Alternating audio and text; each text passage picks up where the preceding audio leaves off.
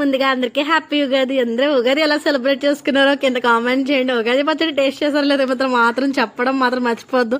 So ఇంక ఇవాళ ఉగాది కదా, పిల్లల్ని అయితే ఇట్లా రెడీ చేశాను అనమాట. అక్క ఉగాది నిన్న అయిపోతే ఇవాళ పెడుతున్నావు అక్క ఏంటంటే, సో నిన్న చేయాల్సిన వీడియో ఇవాళ అప్లోడ్ చేస్తున్నాను అనమాట. మన వాళ్ళు ఉగాది ఏమో కానీ ఇలా మంచిగా రెడీ చేశాను. లుక్ ఎలా ఉందో మాత్రం కామెంట్ చేయండి. నాకైతే చాలా బాగా నచ్చేసారు. జ్యువెలరీ సేమ్ ఒకటే సెట్ అవ్వలేదన్నమాట. నాకు సపరేట్ జ్యువెలరీ అనమాట. నేను విడివిడిగా వేసాను. సో లుక్ ఎలా ఉందన్నది కామెంట్ చేయండి. నేను ఉగాది ఎలా జరిగింది ఏంటి అని చెప్పేసి లాంగ్ వీడియో అయితే కింద షూట్ చేసి ట్యాగ్ చేసి పెట్టాను. ఎవరికైనా చూడాలి ఇంట్రెస్ట్ ఉంటే కనుక చూడండి.